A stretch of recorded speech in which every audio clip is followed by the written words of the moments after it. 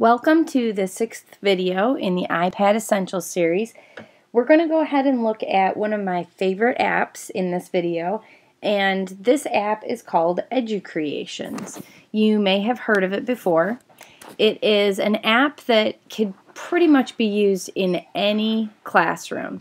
You could use it as the teacher, you could use it as a student. It could be used for note-taking. It could be used for scaffolding information, giving them little bits at a time.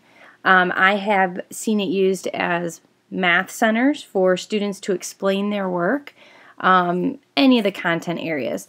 So let's just go ahead and dive right in.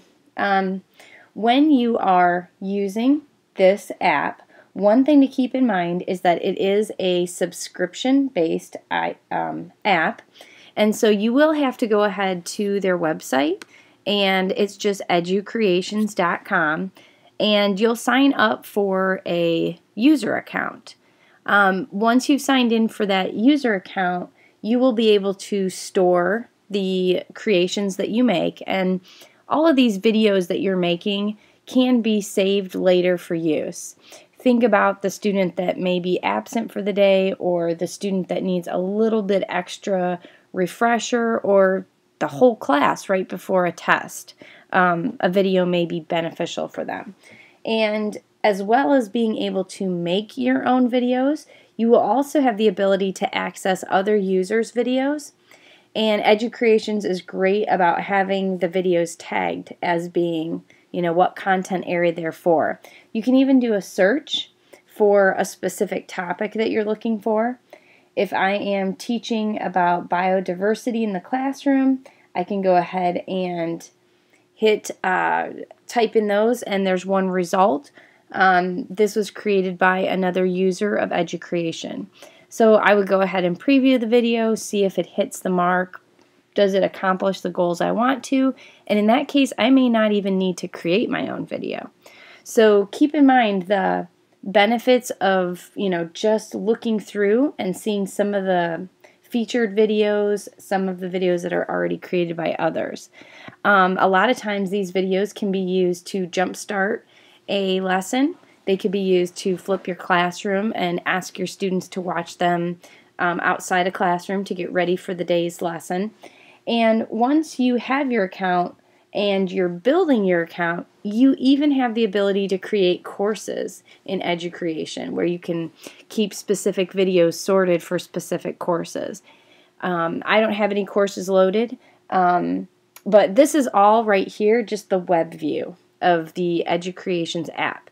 The actual app itself, when you load it, looks like this down at the bottom here, and it has once you've logged in, it stores for you your lessons, and then it also shows you some of the featured lessons that you would have viewed on the website.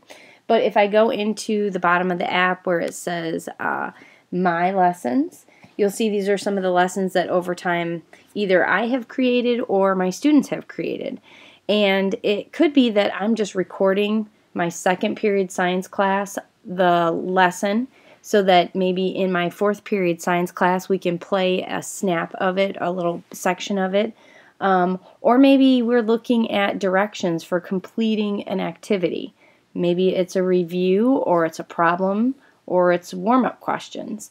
Many times what I'll do is I will create a lesson video, and I'll use it in my second period class, and while I'm using it, I will go ahead and maybe check homework for the day, or go ahead and get caught up with students that were absent. But this is a great way to kind of clone yourself so that you can be doing multiple things in the classroom. This could be the videos that you create could be streaming to your whiteboard. The app itself is really, really easy to use. And so all you do basically is click on New Lesson, and it presents it presents the whiteboard for you. You have choices in color up at the top. You have the ability to enter text into it, and once you tap, you can start typing in text. So maybe we're going to look at convection, and we're going to look at convection currents in liquids. And so right now, nothing is recording. I can set up the slide first, or I can go ahead and pull in my images, which is up at the top, from my photo library. Or I can use the camera and take a picture right there with the camera.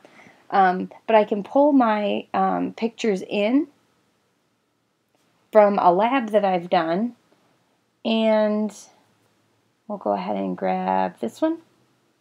You have the ability to resize it. You can go ahead and, if you look, you can rotate it, you can fit it to the height, whatever. You can go ahead and lock it in. And once you're, ready to go, if you look up at the top, you can go ahead and just hit the record button.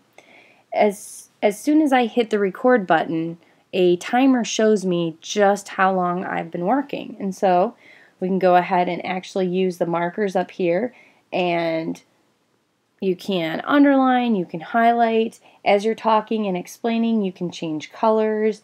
You can go ahead and add in pictures, add in text. As soon as I go to add in text, you'll notice though it says that the recording is paused. Same thing if I want to go ahead and add in a photo. It's going to go ahead and pause that. And so you can go ahead and pull things in here and there as you work. It will, if you notice, it will place it in front of some of your other drawings. So you'll have to work with that. And the best plan is one where you are laid out for your video. You have your script ready to go. You have your images ready to go. And you know exactly what you're going to say. It will not start recording until after I hit the record button. So now you can see the timer has restarted and it's rolling, and this video is back to being recorded. If I would like to add another page, I can go ahead and I can go down to the bottom and I can go to the next slide. And the next slide is a completely new whiteboard for me, and I can go ahead and draw from here and go ahead and add in my text, and I can stop, pause it. Now if I say that I'm done and I hit the done button, it's going to ask me if I need to start over or if I want to save the lesson. So if I save the lesson, giving it a title, we'll go to convection. You can type in your description and go to your next button, which was up at the top. Here you can decide if it's going to a certain population of students. Is it going to be made public? Is it a private video? Regardless, whatever you do, I'm just going to make it private right now and save. Now this will add it to my current bank of videos that I have. And one really cool way that you can use these videos then is you can take these videos and you can possibly link them to your website. If you have a class website, you can share them on Twitter, Facebook, and if you'll remember, it's that little box with the arrow going out that's going to let you share or send.